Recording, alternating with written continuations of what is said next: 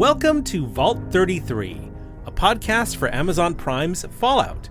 We are your hosts, Andrew Sorsini, Dwayne D, and Tosin Anafawakin.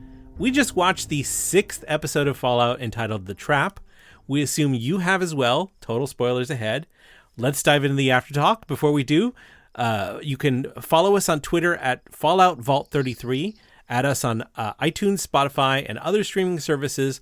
Like us, please leave us a review. This is how we get noticed. But of course, the best thing you can do is spread the word. Tell your friends. We want everyone to like us the way that you already do.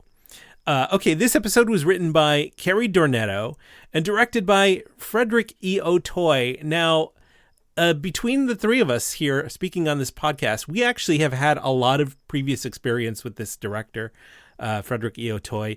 He's got like 50 credits to his name. He's directed episodes of Lost, Alias, Fringe, The Good Wife, The Good Fight, Westworld, Watchmen, American Gods, The Boys, The Walking Dead, and Shogun.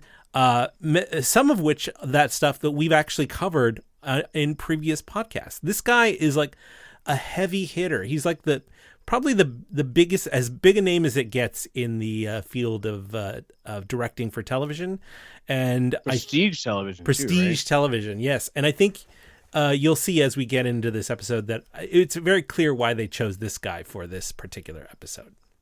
They needed an expert, and they got one. Also, can we just like a slow clap for Carrie Dornetto? Oh yeah. What a compelling episode this was. My favorite so far. Dwayne, why don't you give us a recap of this episode? Sure, yeah. We open to Cooper Howard before the fall, recording an advertisement for the Vault-Tec vaults.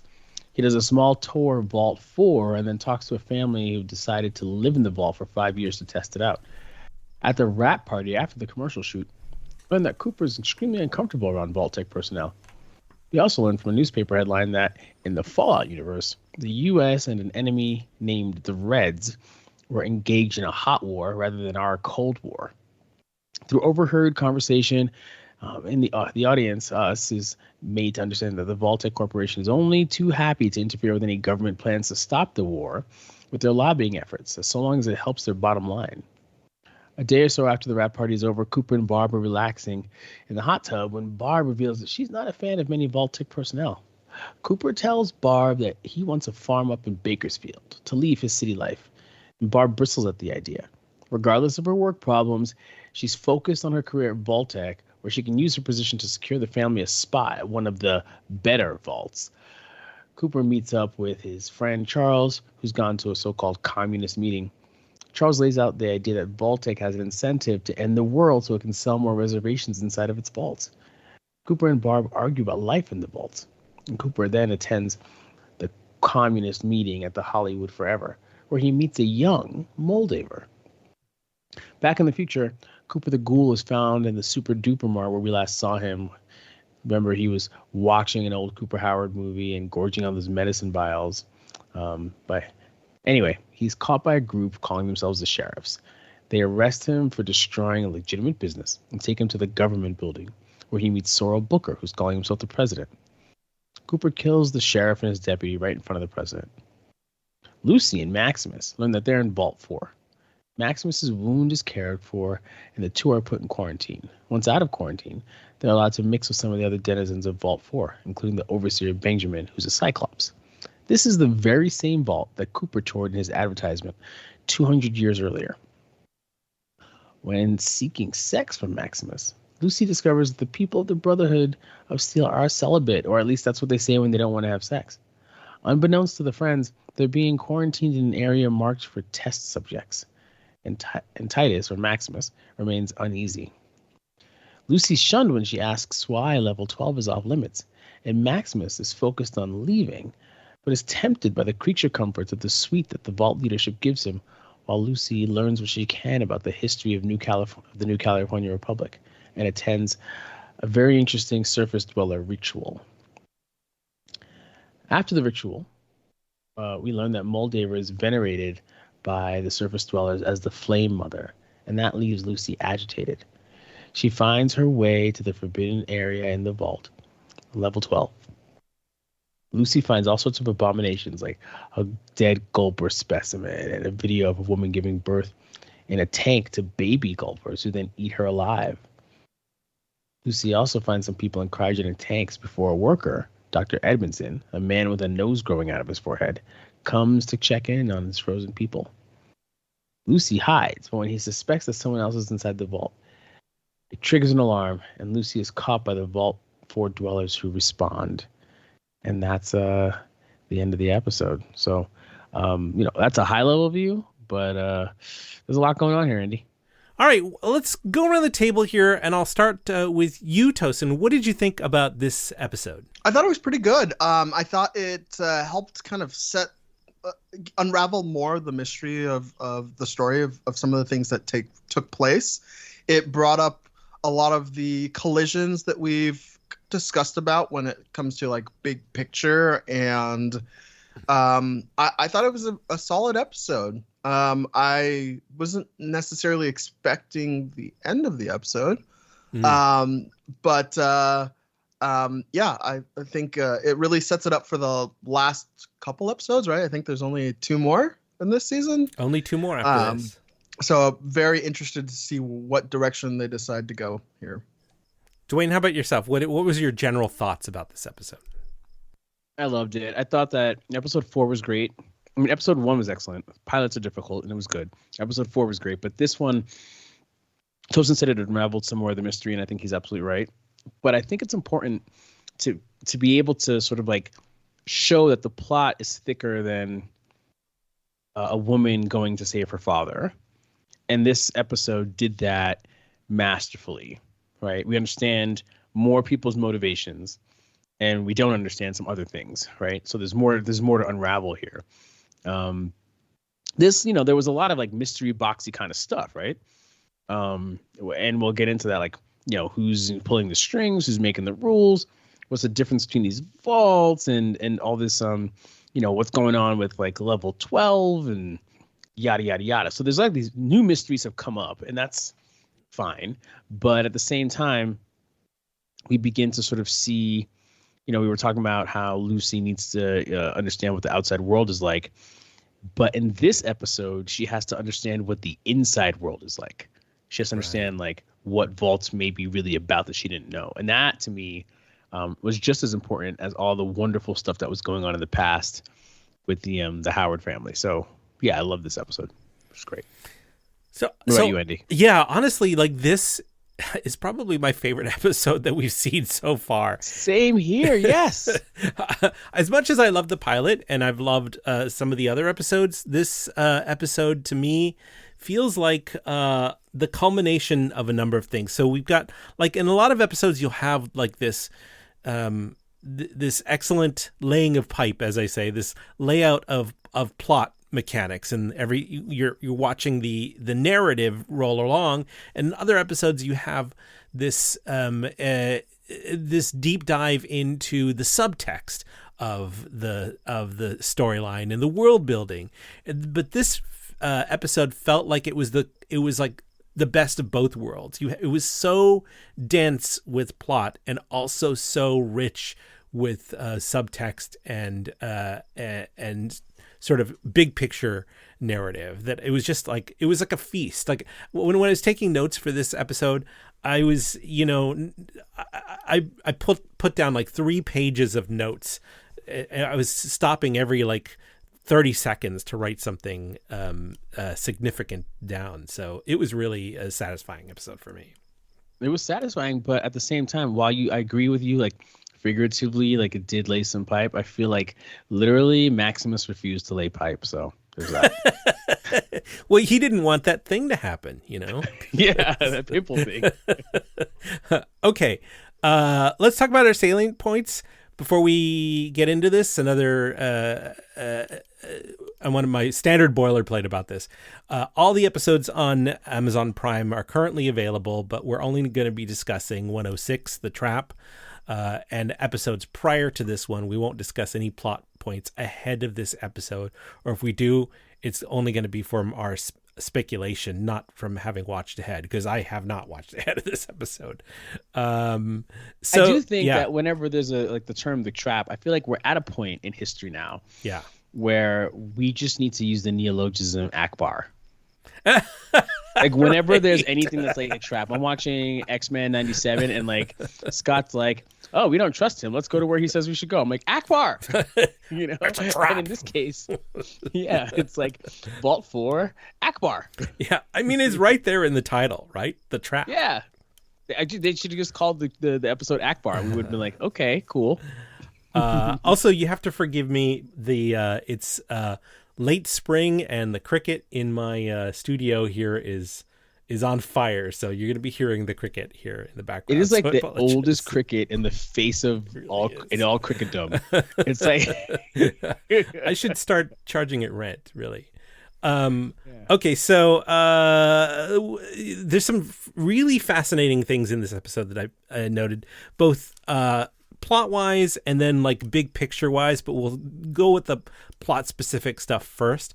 I think it's interesting to see Vault-Tec's marketing strategy, and you see that in Cooper's message to the audience in this little opening thing where he says it's strong enough to keep out the rads and the reds. So it's still fear of communism. It's still fear, uncertainty, and doubt that is driving Vault-Tec's marketing strategy here. Did you just love how he just flicked a cigarette deep into the vault when he just started walking? I was like, it's the 50s. Yeah, who's smoking inside of a oxygen-controlled spot? I could have sworn like any other movie there would have been an explosion like after he did that, but whatever. Right.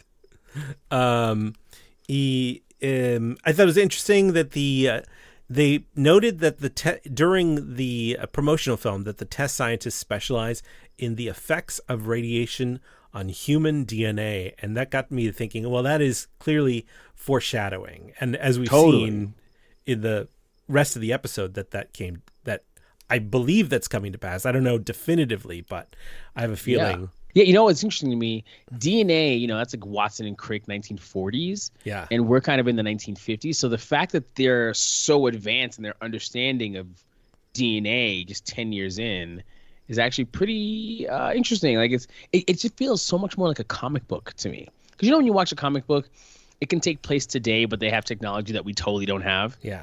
And I feel like that's kind of where I feel like, they've got the robots, they've got this. So, that whole Vault-Tec scientists, the fact that they were like deciding to live there as a test for 5 years, all of it was pretty interesting. And at first I thought Vault 4 was a set. Right. But why would it be, I guess, right? Yeah, why would it be? Why have a set when you can actually, I guess unless you really care about the production of your film and you want him to walk across walls and things like that. But at first I thought, it's just a set. They're all, it's all fake. But you realize that Vault 4 is a real thing because that's where the other two are. That's where in the future, 200 plus years later, that's exactly where Maximus going as Titus and Lucy are. So it's, that kind of crossover is really clever, really subtle, and I loved it. I think it's interesting to see this sort of consolidation of Vault-Tec management with other companies. So we heard that one of their managers, Bud Askins, came over from Westech, who were the designers of the T-45 power armor, and then later on, the predecessor to the T-60 that Maximus was wearing. Right. So we know that there's some hybridization, cross-pollination of technology going on with Westech, and we also know that Robco people are working with Vault-Tec to provide the Pip-Boys from Barb mentioning it. So it's also cool because Robco, robot company, sure, right? Vault-Tec, Vault Technologies, all that stuff is interesting, and it's also interesting because for the first time, it I don't know, from my headcanon before this episode, I just assumed that Vault-Tec made everything, which is not realistic, right? So the fact that they're like working with different companies to get involved here because they're one of the biggest companies around, that is that gave it like verisimilitude. Right. But also like it feels to me part and parcel of the whole, like we definitely get a sense in this episode that there's sort of a a conspiracy of agendas here with A sinister corporate undertone. sinister corporate undertone. Yes. Well, I mean, you say that, but then I wonder if, in general, what we learn in this episode is just a generic, the corporate undertone, right? Like, Yeah, you mean to say that the sinisterness is not necessarily intended by the corporate companies? Like it's just the way they work. It's just they're just chasing kind of capital. Right, run right, of right, business, right? They said fiduciary responsibility is Responsibility, capitalism, right? So, Yeah. and we hear about it in several places, right? While at the party, you overhear this discussion of the impact of the war in Alaska impacting businesses and how they have to have discussions with politicians in DC. Yeah, they're like, we're going to lobby DC to keep the war going, which is right. This is why I mentioned in the recap, because it's just like, but it's also as you mentioned, it's also not just Vault-Tec, but it's all these other corporations in the newspaper that he's looking at early on, right before the party. You see an article about Nuka-Cola, and it says they walk back new Nuka. So we're the thing that really actually I think tickled my fancy is this understanding of brand difficulty, marketing woes. Bud has it the same. He says product management was never my bag, which kind of hurts me a bit on the inside as a fan. I actually thought of you when he said that. And the best part is, if product management isn't good and what the product you're making is a powered armor suit, and people died because of it, that's exactly like what the message was there. He's like, I wasn't good at product management. People, the suit sucked, so people died. Sorry about that, man. But I'm in a better place now, right? So it's kind of like this weird individualistic. It's about me. Like, it was just corporate, it was just business. There's no real accountability. We sold the product. I'm off of it. I'm now working on this Vault thing. And it almost like is a portend, like, but Askins was part of what screwed up the T-45. Yeah. Is he going to be part of what screws up what's going on at Vault-Tec? Good question. I want to talk a little bit about that since you brought that up. This whole idea about the future being products, and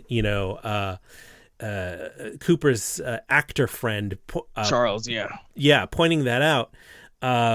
It's very cynical, but very true. Like, it feels like, you overhear that the Vault-Tec execs are concerned that war negotiations could impact their Vault pre-sales.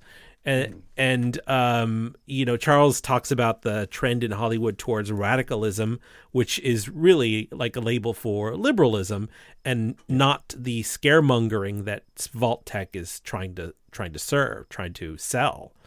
And Vault-Tec has this really interesting business model, right? It's kind of like, the dating apps. Yeah. On the dating apps, part of the weird thing about the business model is if you're successful and people connect and decide that they want to be in an exclusive relationship, then you no longer have those customers. Right. Like Hinge's slogan, right? Like, we're designed to be gotten rid of, or whatever their slogan is. Yeah. But in this case, Vault-Tec is literally like, everything they do must be pre-sales, because if the intended outcome is to occur, no one's going to be around or have money, or the financial system will have been broken, so that you can't have post-event sales. Right. So it's a weird business model. It's all about making sure everyone believes that we're on the brink of war. Right. Or brink of annihilation. They're already at war. While at the same time, making sure that everything else stays intact, because you don't want annihilation, because you want to continue to build the vaults and have pre-sales. It's like a completely self-destructive business model. What a weird balance that they have to ride as a company. Like, it's impossible. Right? It's literally impossible, which is why the first episode shows how Vault-Tec sales probably plummeted after that episode. Sure. Yeah, and I think it's you mentioned that concept of time, right? Bud is trying to sell that as sort of the thing that's the important, and we notice that these vaults have kind of lasted through what he sees as the fourth dimension. Sure. But I think the big question is, like, what does that future mean? Lasted in time.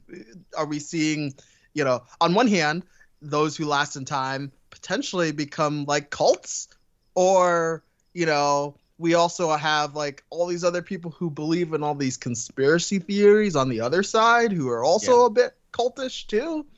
So it's I don't know if like time what are you is left with, right? Like Yeah. sure, you beat the other guy, but now that you're the last man standing, let's take a look at your broken kingdom.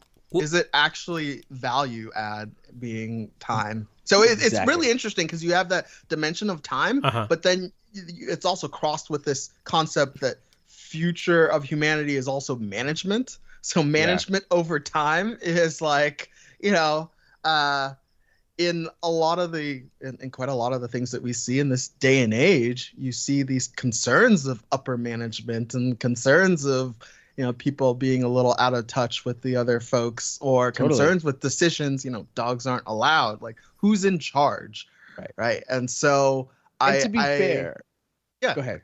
I was just saying, to be fair, Bud Askins comes across as the consummate bullshit MBA guy, right? Sure. Like, he's like, if I say time, then everyone's got to wonder why. I don't really have to explain it because I'm saying it, and only if you're sharp enough do you understand.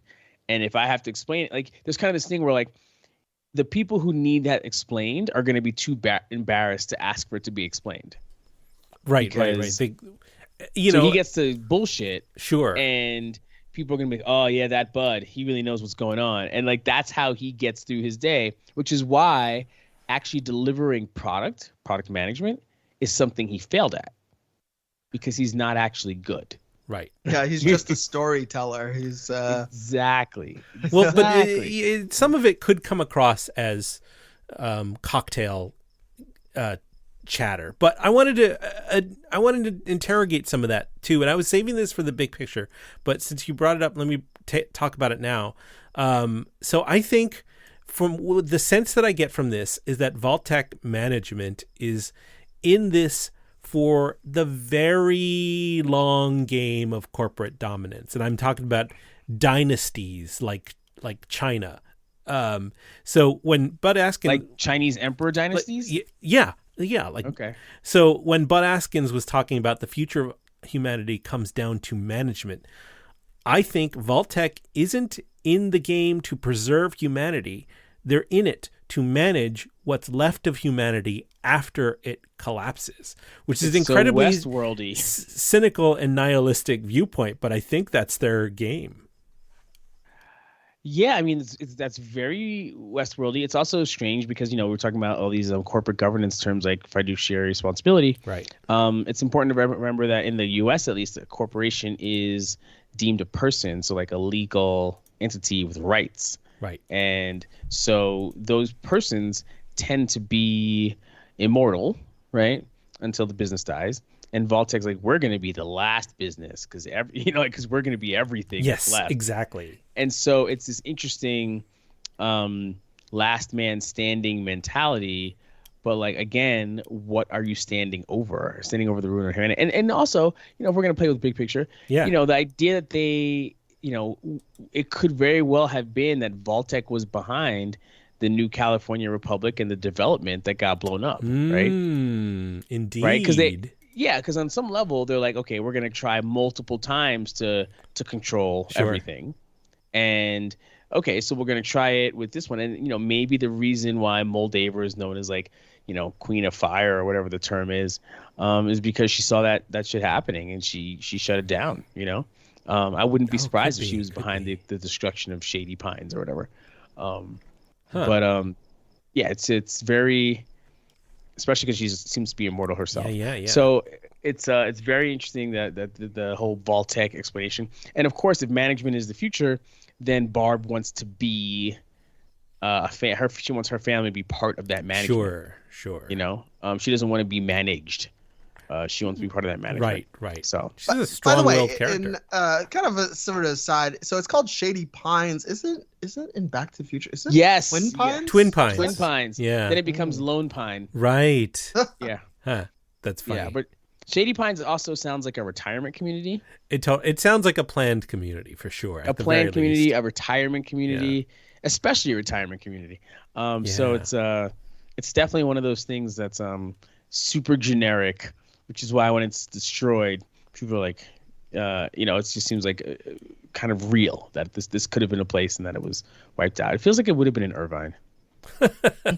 Well, speaking of locations, Hollywood Forever, that's a kind of iconic cemetery here. It's an actual cemetery here in Los Angeles. Has a lot of history, has a lot of famous people, but it's also, a place where they do host meetings and they do like film screenings and show screenings. And it's very interesting when you look at it in context of the show, it kind of connects the past with the future, right? It's a cemetery, a meeting ground, everything. It has death, but also they're talking about what comes next. And so I thought that was a very maybe on the nose and sort of location. Who do we see there at Hollywood Forever? The Ghoul and Cooper and Moldaver, who seem to be people who hang around forever in this world.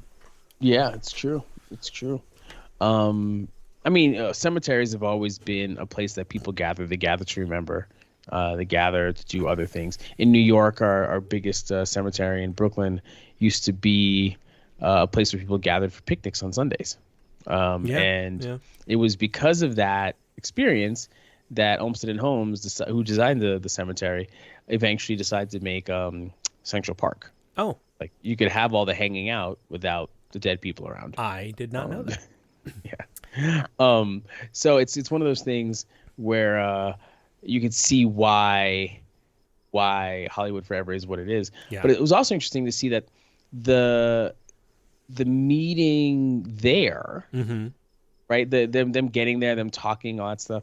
The idea that they could go there wasn't at all a surprise or anything. He's like, oh, okay, I could go there. Like as an actor, it's not like I'm not going to some weird warehouse at the end of town that's a hideout for baddies, right? I'm going to this place where I can totally go and no one's going to look at me twice. Right.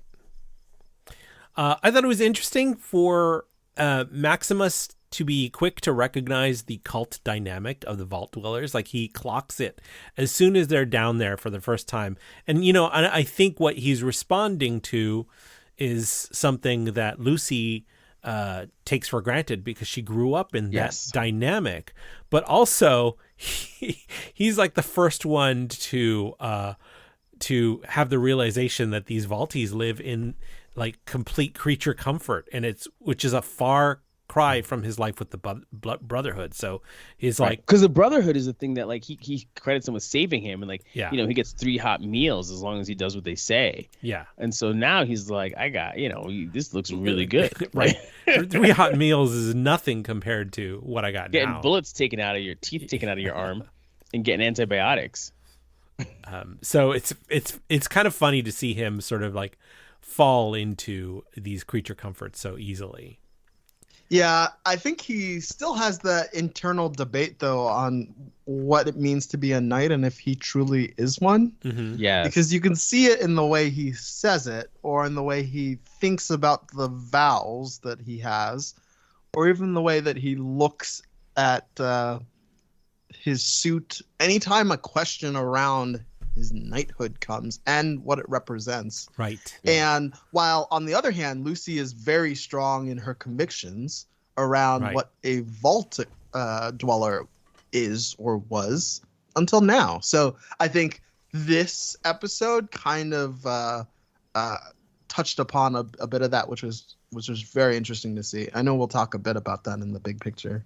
Yeah, it was also interesting because she's like at the end of last episode, we're in the best place in the world. We're in a vault. Right. And then as she begins to realize that most of the people in the vault are not like born and raised vault dwellers, her attitude begins to change. And then once you get to the ritual, she's like, oh no, this is not vault life. But also she comes to the realization that not every vault is the same. Like her experience is only with 31, 32, and 33 with that triad. Yeah. And she has no experience with any other vaults across the wasteland. Yeah. The wasteland. What's also weird to me is I was under the stupid impression that like all the vaults were connected. Oh, yeah. Like obviously Yeah. like 31, 32, 33 Sure. had a special relationship. You can't like walk from one to like whatever. Right. But I'm like, what about 34? and it took me a while to realize that like, they built them where they could build them. Right. Obviously the ground has to be right, all that stuff. And they're not all together, which means necessarily there had to be people from Vault-Tec who were regularly leaving the vaults to like, move goods and services back and forth. Right. And then they also have this team that's above the vault dragging his armor, his T60 armor, Maximus's T60 armor, back into the vault. So, it's definitely not a super closed vault the way that Lucy's was. Right. It's definitely, right. I mean, they get new people, via their shoot. They get, they have people out there tracking down his armor, doing reconnaissance effectively. So yeah, it's very, very different than what Lucy's experience has been. We see in this episode that mutated humans are commonplace in Vault 4. I'm guessing connected to the original focus of the Vault, which was to study the effects of radiation on human DNA. And Lucy is freaked out by that shit. Right. Yeah, well, it's interesting because she's initially freaked out about that, and then we notice the surface dwellers who are doing the tradition. Well, hey, they all look very normal, right? Right. None of them look like the others, and so maybe some of these biases. Yes, many of them come were to the very surface. symmetrical. Yes. A few of them even had two eyes. Yeah. Yeah, of many shapes and sizes. I gotta say, I was surprised at that scene. The show so far has been like giddy and silly and whatever, but during that scene when everyone's like taking off their top, it got really like adult. Like I could have seen myself watching this with like a 13-year-old, one of my godsons, and now I'm like, that's not gonna happen. So I don't really know the true purpose of the shirt taking off, like the in-universe purpose. But I think the purpose for us was to see what we would consider to be an aberrant behavior, in that it's a private thing to bare your breasts to people, and they're doing it publicly. So they're devoted to this idea, like very devoted to this idea, and they have no shame about it. Right. And that idea is Moldaver, the person who stole her father and killed her friends. Yeah. And so that in turn is why Lucy's like, this vault and its rules are not to be trusted, and they are invalid. Yes. And therefore I need to see what's going on on level 12. It's interesting because like she comes to the realization that everything about this vault is suspect. But what's interesting about that is that within the vault you have a unified community, but that unified community is really two disparate communities. The people who were born and raised in Vault 4 and have lived there for many generations, like Cyclops Overseer, who have mutant DNA, and the people that came from Shady Sands who have this bizarre ritual that involves blood and cremated ashes. So like, and they're coexisting in harmony with each other. So you've got these. Well, is it harmony or is it tolerance? Tolerance. They're coexisting in tolerance with each other. Yeah, because it's clear that there's some animosity from the Overseer against them. Yeah. He's not about to kick them out or do anything weird, like, deport them or whatever. Right. But he's like, hey, look at these weirdos. And the big thing that's interesting there is he's like, hey, look at these weirdos to Lucy, because she's also a fellow born and raised Vault Dweller. Right. Vault Dweller. While at the same time, he's got a single eye in the center of his head. And he's looking through like spectacles. So he's like, I'm normal. Right. Look at these weirdos, right? When he's like the peak of what's not normal. Yeah, I mean, I think tapping a bit into some of the big picture ideas here. This is that whole the other, right? Oh, sure. The immigrants, the other, the thing that we've seen repeatedly from, how Lucy's vault sees people on the outside. The outside folks see people on Lucy's vault, as well as with here we see the same issues and concerns from those all within the same vault. That overseer saying these people, their ideas, their smelly foods, right. It's policy before my time. Very sort of representative of, unfortunately, the world that we live in and that we're seeing. And even always Lucy been like shows that. When these the Irish concerns, showed up right? to the United States, they're like, "Oh, their food is smelly." When the Germans showed up to the United States, Right. "Oh, their food is smelly." Right.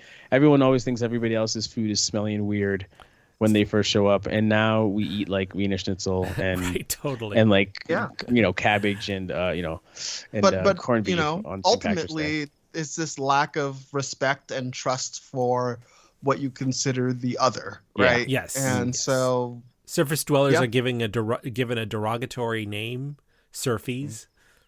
Yeah. Even though the one that we meet, the kind of like not the tall Birdie. lady, Birdie? Yeah. Yeah, so she is interesting because she acts as a bridge between the two. And she comes across as the most regular, normal, approachable person. Yes, but kind of the most suspicious, right? Because of it? Because of that, yes, exactly. So she surprises Lucy when she says she wasn't born in the vault when she was born up there. Lucy's embarrassed that she might have said something to offend her. And then suddenly she's in the middle of the ritual, doing all the ritual stuff, and Lucy's like, okay, so even the person that seemed the most trustworthy is into this, which is why anything they've said is invalid. And I need to see what's going on number 12, up there by 12, because we are at a place now where I feel unsafe in a vault. Right. And that's that weird thing, right? That's that weird thing where at first Lucy was out of place in the wasteland. Now she's back in a vault. And being back in the vault isn't the safe place she thought it was going to be. Right. The roles of Lucy and Maximus have flopped, with Maximus now being completely comfortable in the vault and being like, where have vaults been all my life? And Lucy is like, let's get out of here. Yeah, it's interesting because we know Barb had mentioned that, hey, they really want to get in one of the good vaults, the vault around management, and there's this concept of I don't think not number all, 4 was one of the good vaults. Well, there's a concept of not all vaults being created equal. You can imagine that that potentially it could have been because it's an early number, right? So you're probably in some low number as probably one of the good vaults, but kind of hard to say. I agree with you. You could look at it that way. You could say they were still trying to figure it out. Obviously, which vault is the management vault? We know 31 is a management vault from what we've seen so far. Who was managing Vault 4, right? And did they have dogs in their vault? Who let the dogs? Oh. One last thing I wanted to touch on my salient points here. Lucy finds a drawing on the chalkboard in the classroom that illustrates the cycle of rise and collapse of the civilization of Shady Sands, which is interesting for me for a couple of reasons. Like, first of all, you see the cyclical nature of the rise and fall of a civilization on the surface, and we see that what happened 200 years ago also happened 20 years ago, and also this proves without a doubt that the management of Vault 33 have been lying to her about the surface not yet being reclaimed. Yeah, the surface is teeming with life. Yeah. You think of it as a wasteland. Is it, there's forests, right? There's clearly wildlife. There's people making their way. For sure. It's very, very alive. And it doesn't really feel that. Obviously, there's scenes where they're walking through, decrepit buildings and sand, covered by sand dunes. That is a wasteland. But as wastelands go, it seems pretty alive. Any other salient points before we move on to some of our unanswered questions? I've got a couple that were kind of interesting to me. One that just I found a little amusing was when we see Maximus walking down the hallway. We see some folks happily playing foosball, a game I love. And you can recall in an earlier episode there was definitely a Vault-Tec person who had been killed by one of the foosball player polls. Right. So it's definitely the same set. So quite a bit of a callback. And then there's this term that gets used around about unavoidable efficiency. Inefficiency? Yeah, inefficiency. Yeah, and so part of me wonders when I think it's an avoidable inefficiency. An avoidable inefficiency. Correct. So so a dog is an inefficiency, but he is an avoidable inefficiency.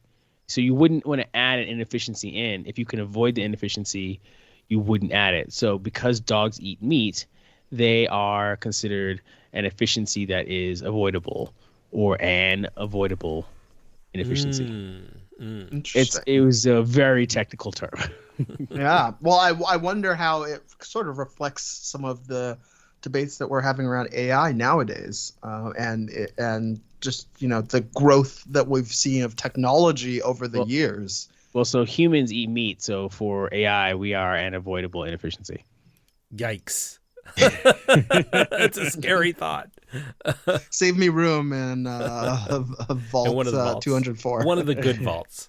One of the good ones, exactly. And that whole good thing is interesting because when you see her around her when she's at the commercial, whatever, she's like clapping, she's like talking to people, she's not barking orders or anything, but she's clearly very sharp. She's ready. She has a ready intellect. She's on her feet. She's a valued member of their team.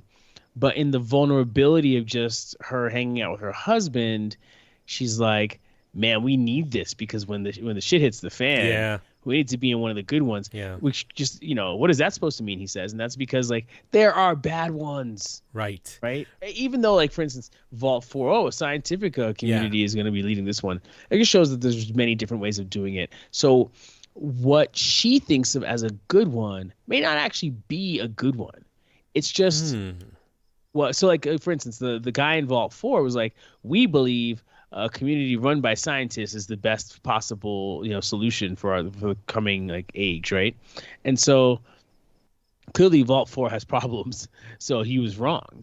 But I mean, Barb also could have been wrong. Suppose there's one and it's just managers.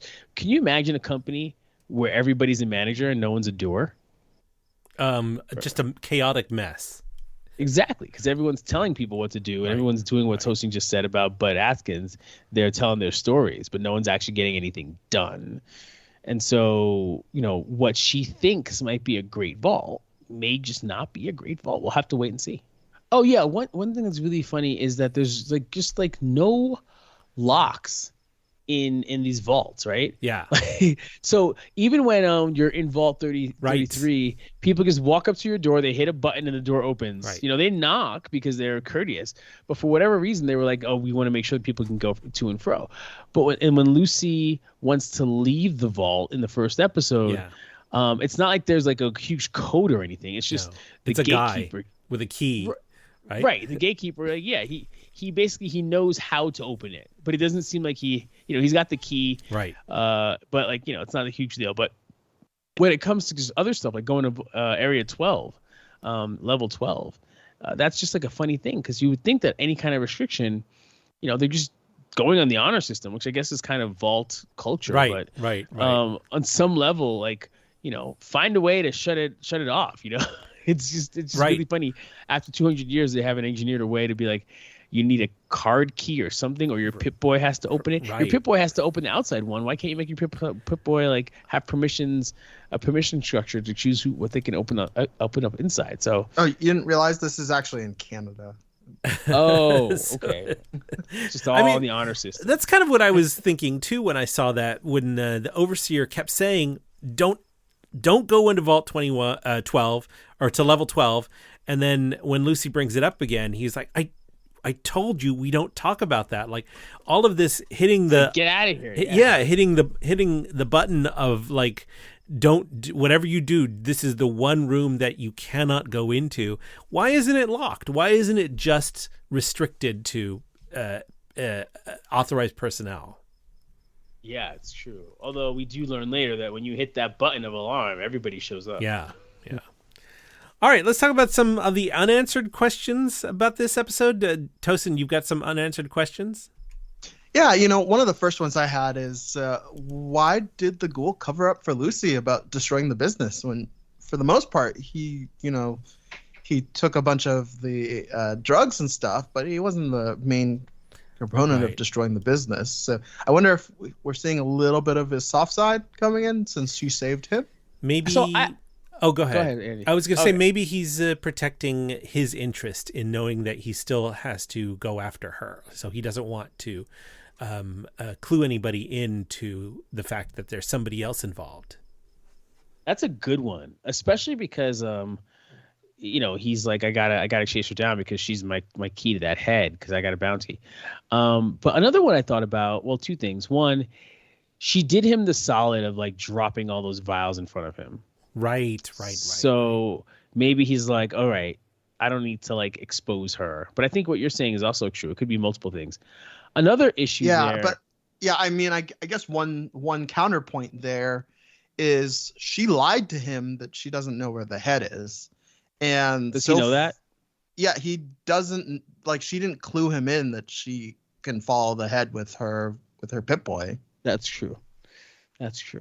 So so maybe that's not an answer. But another thing I thought about was, I think he's a pretty savvy guy, Cooper the Ghoul, and I feel like he knows that they don't care what the truth is. Sure. They took him, and who knows what they were really planning on doing with him. But at the same time, they're like, this business that was legitimate, they probably paid some sort of protection money to the government.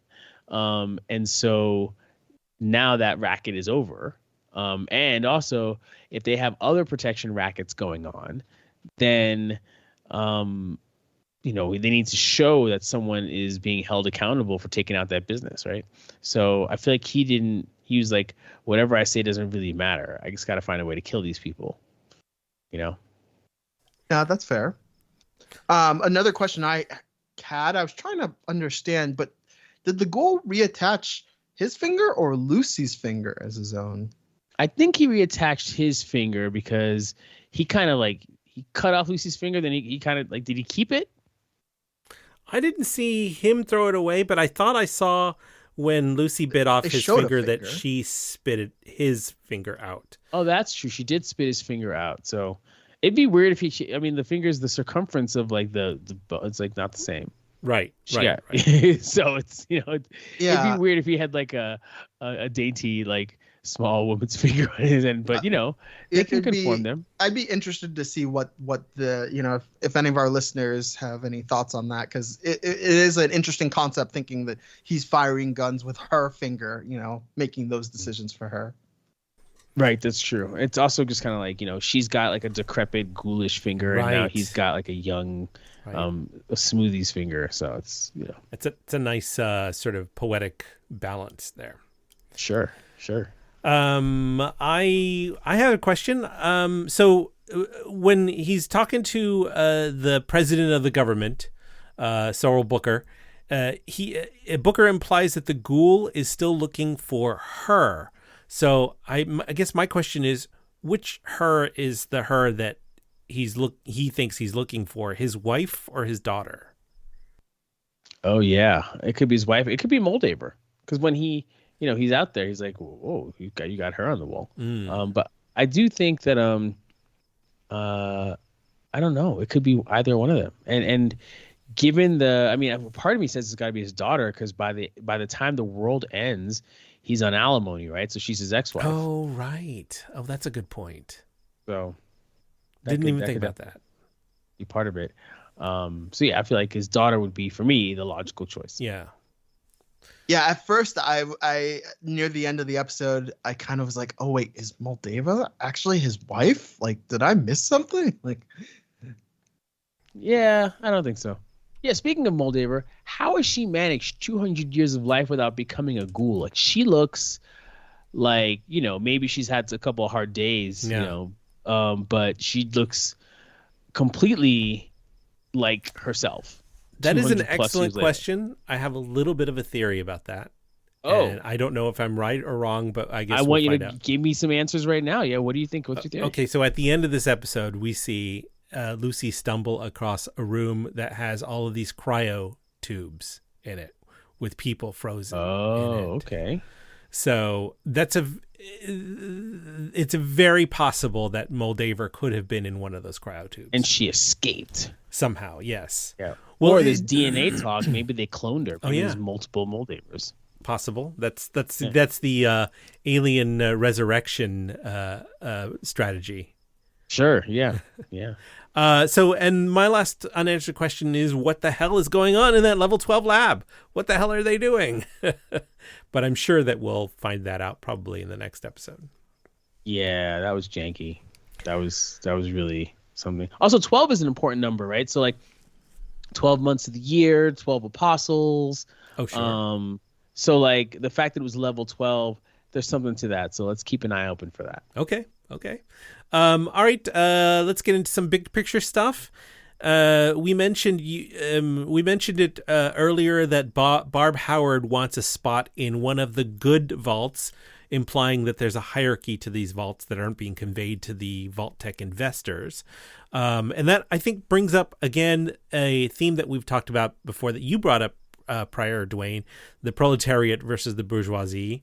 And I think that whole dynamic of good vaults, bad vaults, I think we can compare that to the scene in the very first episode when the bombs first drop and the family that owns the house runs into their fallout shelter, and one of the guests at the party tries to go in, and they fight to keep him out. Of the vault. He's like his best friend during that party too. So that's the thing. And you got to wonder what happened to those guys. Like, did they hang out at the fallout shelter for like 6 months and then try to get themselves into their vault reservation? Like, how does it all work? You know what I mean? I think maybe only the people who were in Vault Tech vaults were probably, Safe. really saved. Yeah. And also going back to the recurring theme of idealism versus realism, I wanted to talk about Lucy and Maximus's attitude towards sex in this episode, which I believe shows off their mutual naivete. So for Lucy, because she was raised in a culture where the primary focus of sex is reproduction and the propagation of the species, there's no emotional association that would come with a romance-based relationship, which is like an indication of a more evolved cultural society. And for Maximus, he's just not that well educated in human sexuality, period. Which would never have been in a primary concern of the Brotherhood of Steel. I feel. Yeah. I mean, his description of sex was hilarious. Hilarious. Absolutely hilarious. I mean, Tosin, what did you think about how he described what's going on? Yeah, I think it was just one of the more comical parts. We've talked about how his character is a little on the naive side, so Sure. it's very cool. Just kind of seeing as he looks at that, as he tastes food, as he gets some of the luxury. I think that's pretty hilarious. I gotta say, I gotta give props to Aaron Moten's sense of comic timing. Yeah, it's just amazing. Yeah, he's pretty good. I also like the way that Lucy responded when he describes his penis as getting all pink like a pimple and then popping. She's like, that's, she's like, she basically was like, yeah, I encourage that actual thing to happen. Like that's what I'm looking for. Right. Which means, and to go back to it, as much as she's naive, she's a person who understands like the pleasure principle of that. Now, I don't know that Lucy is as naive as all that, in part because you know, we've seen sexual contact as a trope Sure. in other dystopian dramas. In Brave New World, for instance, Aldous Huxley's like incredible book about a different world, a dystopian world after our own. Contraception and just sort of like free play and sex are encouraged because sex isn't how they propagate the species. Sure. So Sure. people do that. And then in many scenarios where you have sort of like a female protagonist who's innocent of the world around her, you know, like in Ex Machina or something like that, they kind of become like, you know, there's some guy guiding them, and that guy wants sex out of them eventually, right? But Right, that's right, not right. what Maximus wants out of her, and I feel like she's like, I'll have it, but okay, if you don't want to, I'll be fine. I thought that was interesting. Okie dokie. Yeah, okie dokie. On the other hand, there's definitely this kind of like, and I mentioned this to Andy before the show, a sort of non-romantic movement happening in some princess storytelling. Now, you know, are we calling Lucy a princess? Well, her father was the overseer, so sort of. She's a princess, sort of like how Mirabelle was a kind of princess in Encanto, or you know, in some ways, the way that Moana is a princess in her eponymous film. And you kind of see this movement from like 2007's Tangled, which is the Rapunzel story, like a through line to these princess stories where, you know, in Tangled, she saves the prince, and then you get to like Brave where she doesn't want a prince, and then you get to Frozen where the prince is actually the bad guy, and then Right. you get to Moana where the prince isn't present at all, and then you get to where she's trying to save the world, and then you get to Encanto where, or even like Raya and the Last Dragon where there's no prince either, also trying to save the world. You get to Encanto and Mirabelle's just trying to save her family. But you got see this thing where this coming of age stories are what Andy called a refutation of the previous decades of coming of age stories, where romance was part and parcel with coming of age. Like coming of age meant finding a man, maybe a prince, maybe he saves you, maybe he doesn't, but you have to have this romantic partner. And while Lucy and Maximus, or Titus as she thinks his name is, have become partners, romance isn't an overt part of it. Now, granted, when she first met him and he was in his armor, she was taken, right? Now, was it a romantic, like, you know, develop her leg taken? No, it was just like, that's awesome. Like, he's a good guy. And I'm a good person, and like we can be good people together. Also, there's this idea that Lucy's whole mission from the moment we met her involved understanding that like love was about family. So she loves her misfit brother. She has great memories of her mother, who she loves and she misses. And then she's got her father. And the whole reason she's out in this world is to get her father back, to put her family back together. And when this all happened, she was on basically a quest to make a baby with a guy from Vault 32. And even when she met the upstairs guy, the you know, the service guy, she didn't think twice before jumping on him, because what she really wanted was this baby. Right. Whereas Stephanie was in love with her husband, she didn't even think twice. She's like, I want this baby because having family is how I'm fulfilled in terms of my needs for love. Right. And by having a baby, I can have that family. But also, Stephanie did not start in love with her husband. She grew in love with her husband. That is true. I mean, we have to assume that, considering she came from another vault and didn't meet him ever. But we and this has happened before, because when it comes to her dad, Lucy's dad, he's like, oh yeah, I came from Vault 31 as well, and I met your mother and like all that stuff. But Stephanie's really broken up about the death of her husband, which is, you know, presents itself as strange when she like hangs out with Chet. But it's just an interesting thing how like Lucy's whole thing was like, I want to make a baby because family is how I get my love situation. So it was, at first we're like, okay, active member of the community, wants to propagate the species, just like you said, Andy, and I totally agree with that. That's the only way I was looking at it when the show started. But now as I look at it, I mean, she's out here just to get her father back, and that's a kind of love that isn't romantic. And frankly, you know, a lot of these sci-fi stories, they have problems with love, like, you know, the love story in Star Trek Discovery, the love story in the sequel trilogy of Star Wars, the love story in Westworld. They're all like a little weak. So I'm okay with the romance not being a priority here when it comes to her love, and seeing, you know, following how she changes and how Goggins' character Cooper changes over time, without the need to sort of like just because even Cooper, he was divorced by the time that the show really began. So let's hope he's looking for his kiddo too. Just kind of switching topics a little bit. One of the big picture ideas that I had called a little bit earlier is this time as a fourth dimension. And just to expand a little bit. A Vault 4 dimension? What? Yeah.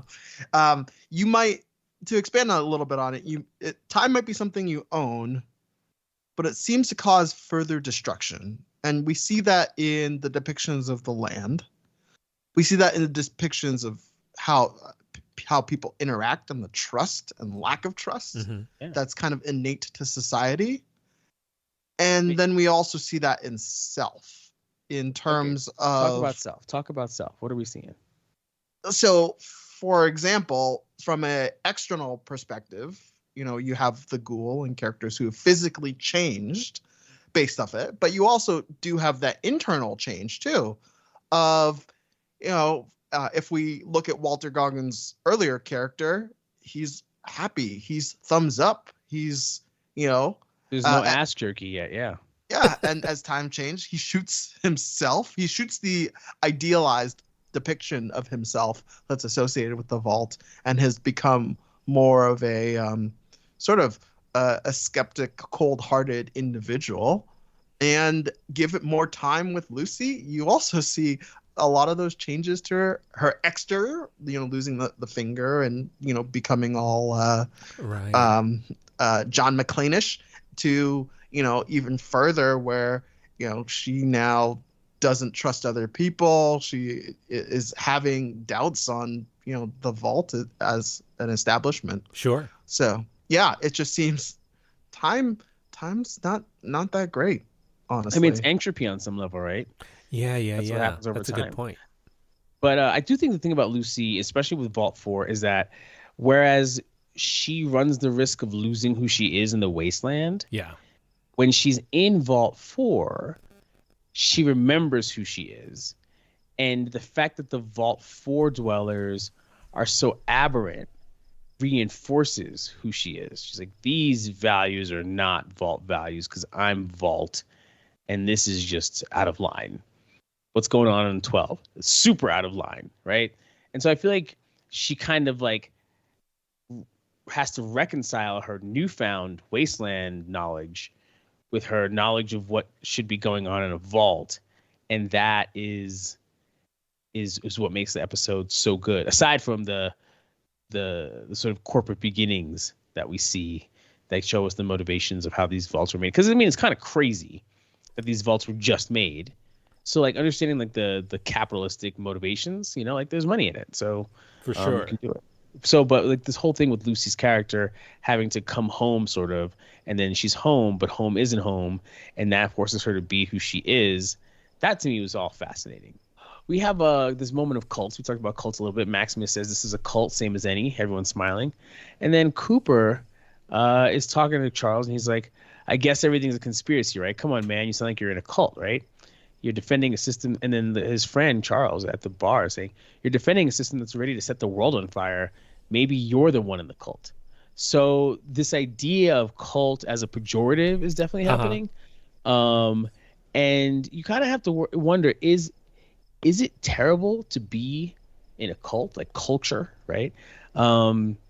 Lucy in Vault 33, it doesn't seem like it's that terrible for like the Vault 33 people have been through some shit and they seem to be managing, they seem to have the tools necessary to not only like begin to heal themselves, but to even look at healing other people. At the same time, when it comes to, Vault, when it comes to Cooper out in the wild, if your culture is just chasing the next buck, look where it can lead you.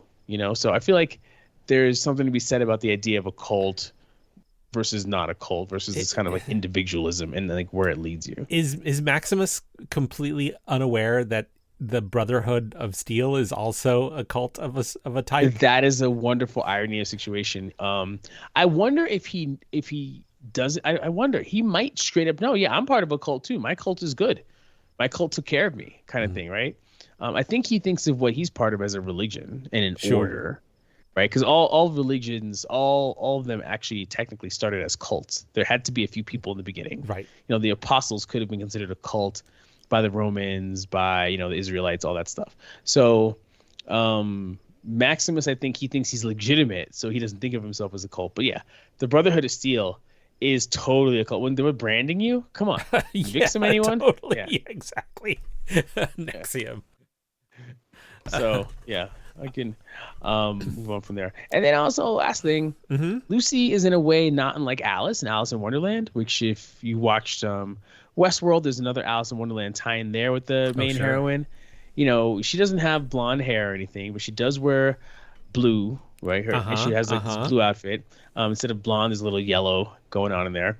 But she has to go outside of her world, right, as she comes of age. Up the rabbit hole.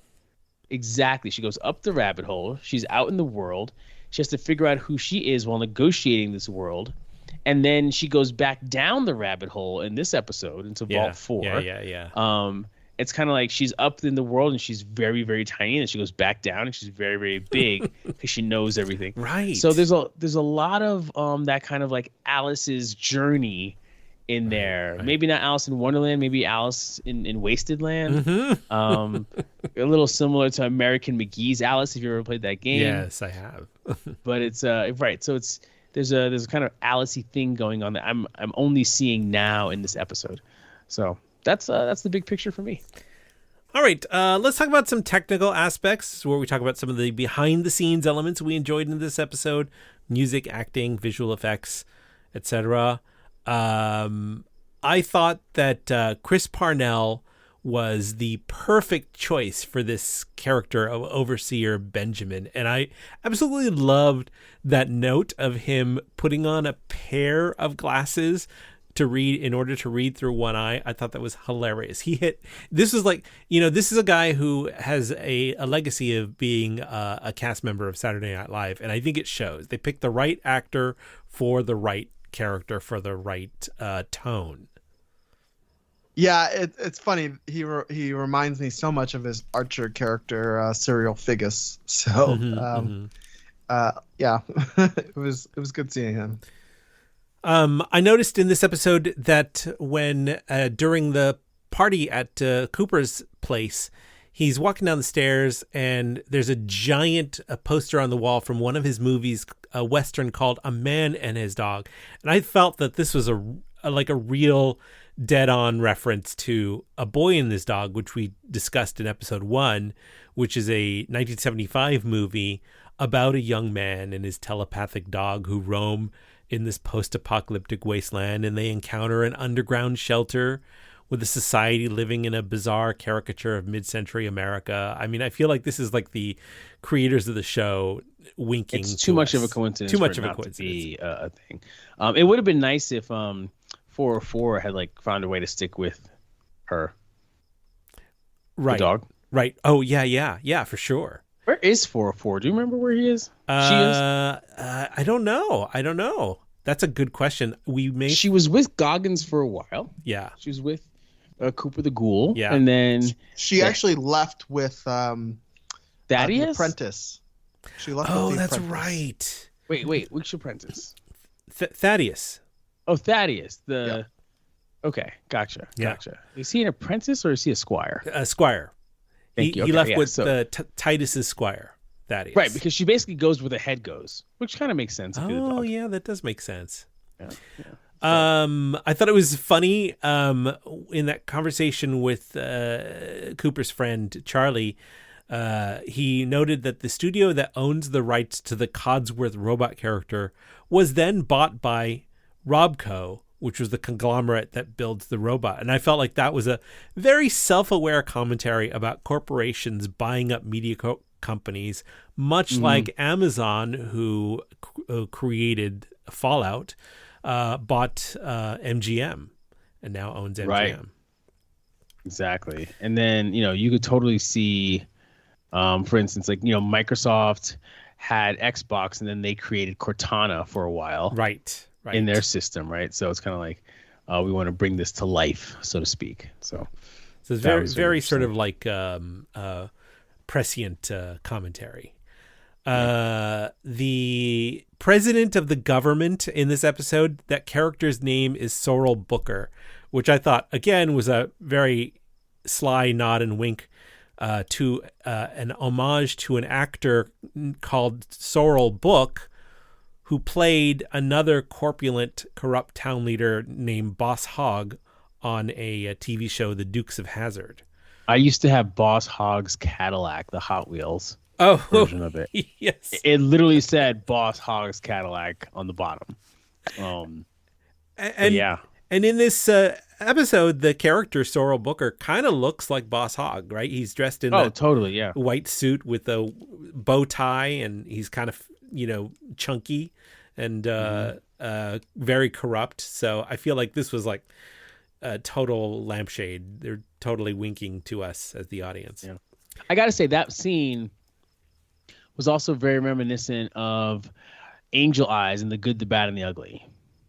So in the very beginning, it's either The Good, the Bad, and the Ugly or A Fistful of Dollars. Yes. It's one of those two. This is the Eli Wallach character? Is that what you're talking about? Not. So Eric Estrada is kind of coming across as Eli Wallach.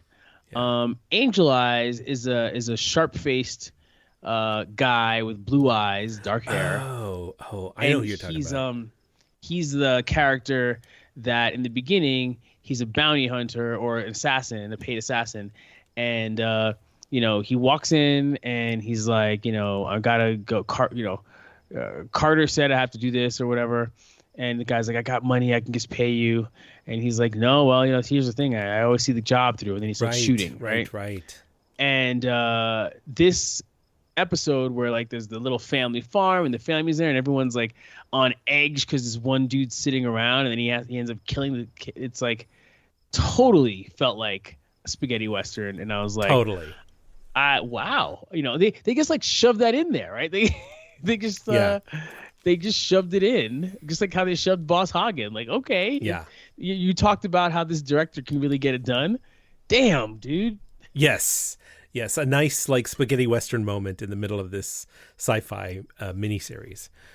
I thought it was interesting. Maximus, when he goes into his apartment, it's decorated with a fish motif, which may be related to all the strange sort of fish themes going on in the vault. But I also felt like it led to the sense to me that his room is like a fishbowl, which is, what is a fishbowl? It's a place that you put a pet under observation in your house, and with the big windows across the apartment it felt to me like sort of an on the nose indication that Maximus is in this place where he is being observed. Totally like they gave it to him like, oh, you're free, have your own place, but also we're gonna put this like stuff here so you like have to go through it, and you're gonna be like fascinated because you lived on the outside in your cult, right? I mean, he was basically like Kimmy from that Tina Fey show, Kimmy Schmidt. Yeah, he's basically like Kimmy Schmidt living in New York and being like, wow, right. So he was that's who he was, Man in the Steel outfit, unbreakable. So yeah, that was pretty brilliant. I mean, this episode had so much, it was so rich. Yes, and the last technical aspect I wanted to point out is in that scene where Lucy's in the classroom and she unveils the Republic flag of New California Republic for the first with the two bear heads, the abomination bear. Yeah. For the first time in this series, we hear the Fallout video game theme. The one that was not composed by Ramin Djawadi, who has composed the rest of the music, but composed by Enon Zor, who composed music for the Fallout video games. So I thought that was a nice sort of like connection between the adaptation and the video game source. Mm-hmm. Mm-hmm. All right, let's get into our final topic here, which is ephemera. These are links and extra textual connections that help you enhance your enjoyment of this episode. Tosin, you experienced something in the real world that was in the this episode. Yeah, so in this episode, during the sort of intro, they flash a phone number you can call, and looking up, if you call that phone number, you get quite the screaming reaction of just I think it's just a one voice just screaming for the entire duration, leading you to believe maybe that vault isn't a great idea. But also, if you text that number, you get a response from Vault-Tec saying you're, in a 33-week waiting list for appointment, and you can reply with Y for yes for future updates, which I have not done yet, but it's good to see them go to that level of Nice. detail. Yeah. Maybe it'll be something that will keep them some viral marketing that will keep the interest going between seasons. That is going to do it for this episode of Vault 33, and it was a good one. I'm going to go around the table, and I'll start with you, Dwayne. Where can people find your work on the internet when you're not talking about Fallout on Amazon Prime? Check me out on Twitter, twitter.com/DwayneD, or Instagram, same handle. Tosin, what about you? You can find me at Instagram at burnttoast45. What about yourself, Andy? You can find everything I'm liking and linking on X/Twitter at Mr. Babyman.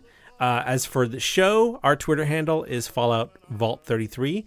We're on all the major podcast distribution networks. Add us, tell your friends. And join us next time when we cover the 7th episode of Fallout entitled The Radio. Until then, please tweet us, leave us a comment on iTunes. Our Buzzsprout page has a message link where you can message us. And we'll see you soon. Thanks, guys. Why don't you call out to the Fallout back to